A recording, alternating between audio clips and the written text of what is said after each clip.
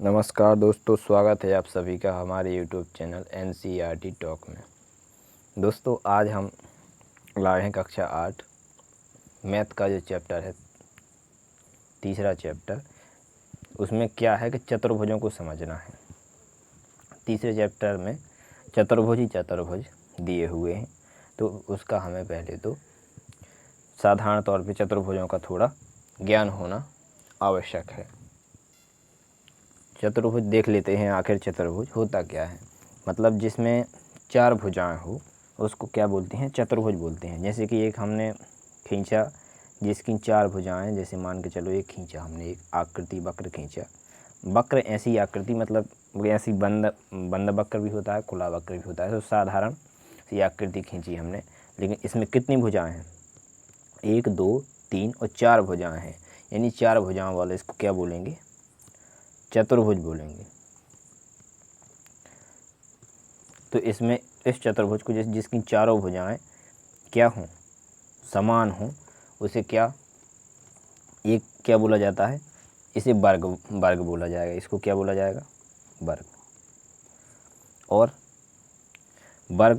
अगर आमने सामने की भुजाएं बराबर हों, किसी चतुर्भुज की अगर आमने सामने की भुजाएं बराबर हैं, आमने सामने की भुजाएं बराबर हैं, तो उसे बोला जाता है, आमने सामने की बराबर होती हैं जब ए बराबर होगी और ए आपस में जब बराबर होती हैं और ये परस्पर समांतर भी होती हैं, इसको क्या बोला जाएगा, आयत बोला जाएगा।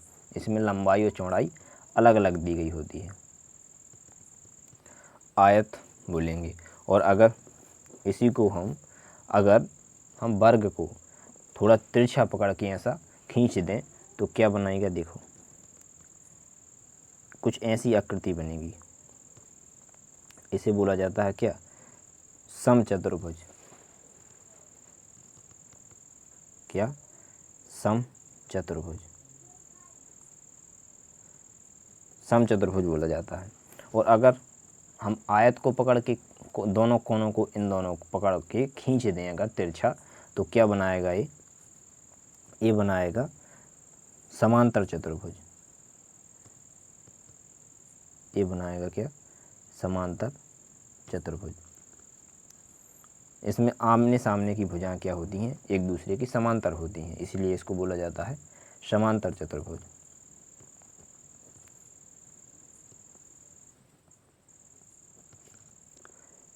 आमने सामने की भुजाएं इसमें क्या होती हैं, समांतर होती हैं। और आमने सामने की भुजाएं बराबर भी होती हैं। एक चतुर्भुज और होता है, कौन सा, समलंब चतुर्भुज।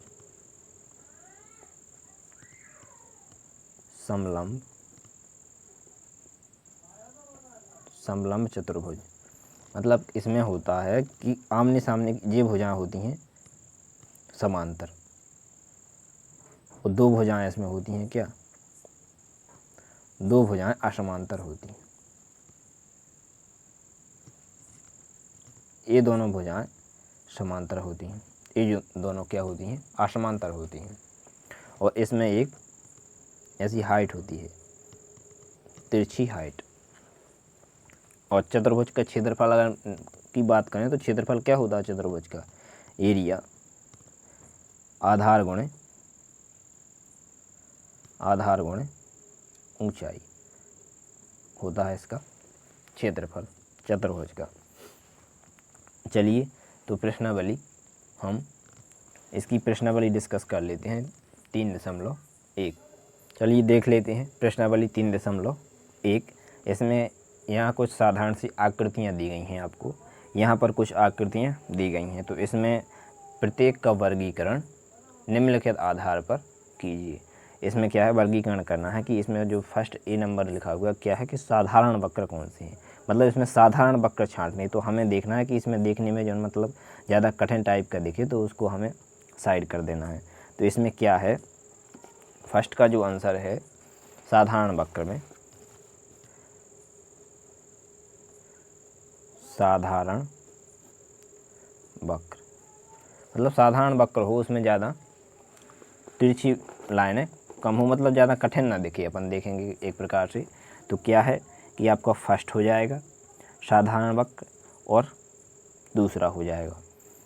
और कौन सा होगा देख लेते हैं। फर्स्ट और सेकंड ये साधारण दिख रहे हैं, मतलब ये है तो वृत्त, है तो साधारण, लेकिन उतना साधारण नहीं है।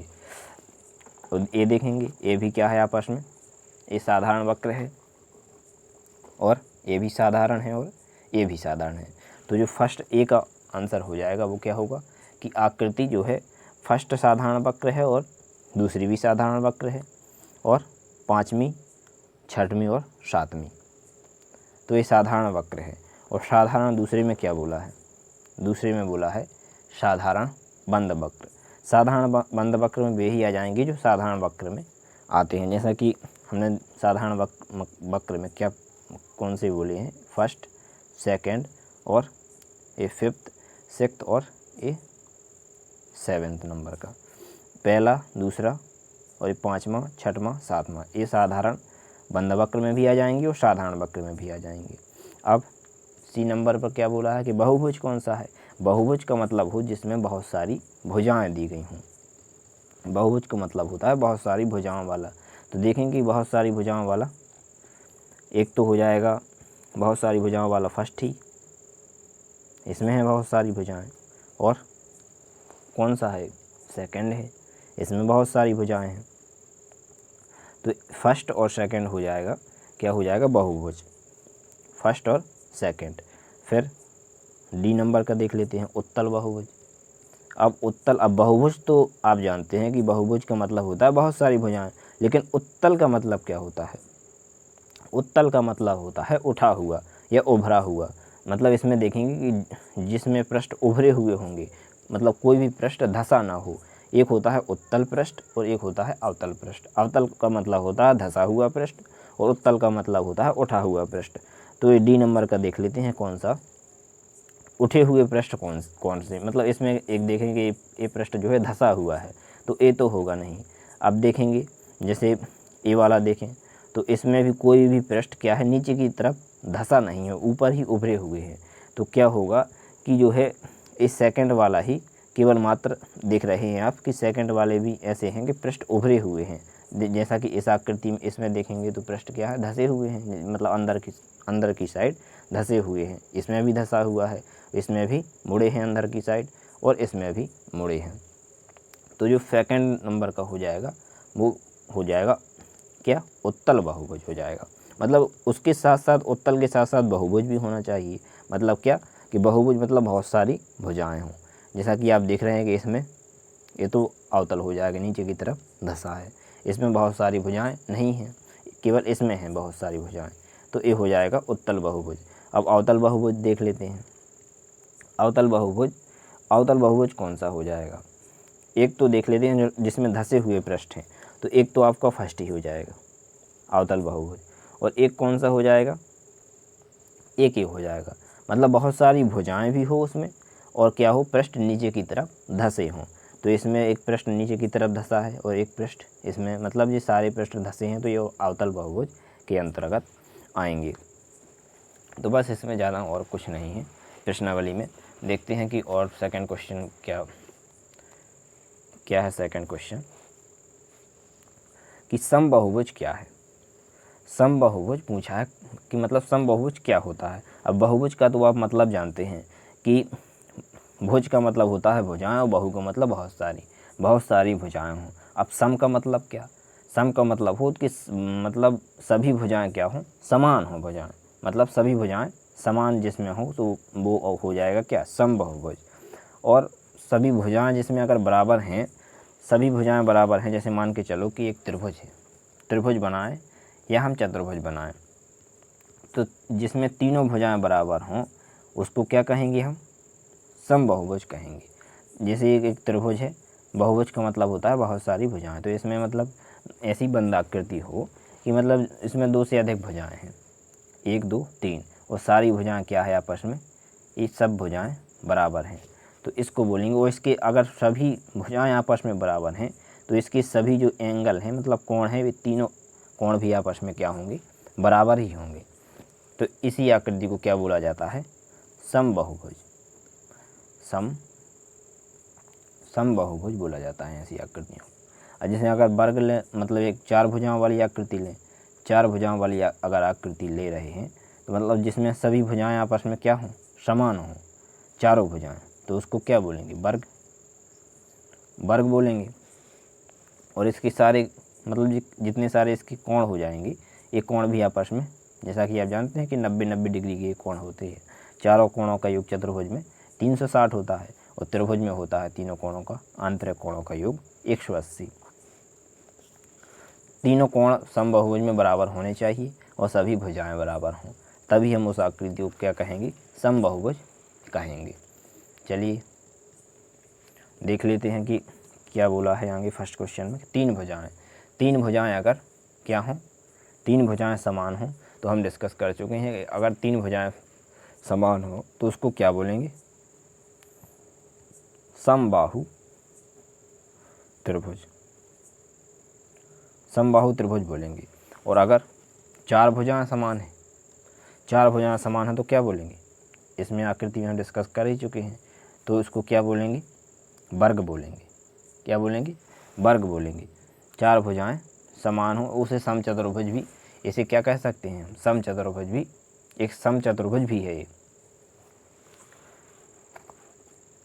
और जिसमें 6 भुजाएं समान हो तो उसको क्या बोलेंगे, समषट्भुज। इसका मतलब समषट्भुज ऐसा बनता है जैसे एक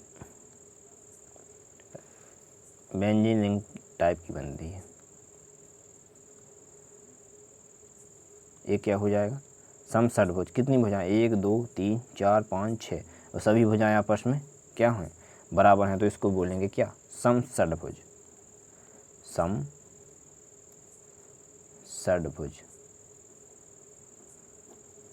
इस आकृति को बोलेंगे हम क्या, समषट्भुज। तो बस यहाँ आपकी प्रश्नावली 3.1 जो है समाप्त होती है।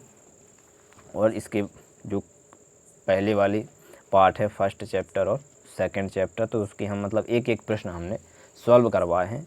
तो आप सबसे पहले जाकर उन वीडियो को देख लें, जिससे आपका फर्स्ट और सेकंड चैप्टर कंप्लीट होगा। और हाँ, हमारे यूट्यूब चैनल में मतलब व्हाट्सअप और टेलीग्राम जुड़ने के लिए आप, इसमें लिंक हमने डाल रखी है डिस्क्रिप्शन में, तो आप वहाँ जुड़ जाएं। वहाँ इसकी PDF सहित आपको क्वेश्चन की PDF सहित हल मिलते हैं, तो आप उसमें जुड़कर अपनी प्रैक्टिस को क्या कर सकते हैं, मजबूत बना सकते हैं और अपने क्वेश्चन जल्दी से तैयार, और मतलब इसकी फेयर बनाते जाएं आप। एग्ज़ाम के टाइम आपको बहुत काम आएगी। जैसा कि आप जानते हैं कि कक्षा 8 की जो परीक्षाएँ हो रही हैं अब, मतलब बोर्ड हो रही हैं, तो उसमें क्या होता है कि बोर्ड परीक्षाएं थोड़ी टफ, मतलब टफ प्रश्न आते हैं थोड़े, तो आप तैयार रहें सभी प्रश्नों के लिए।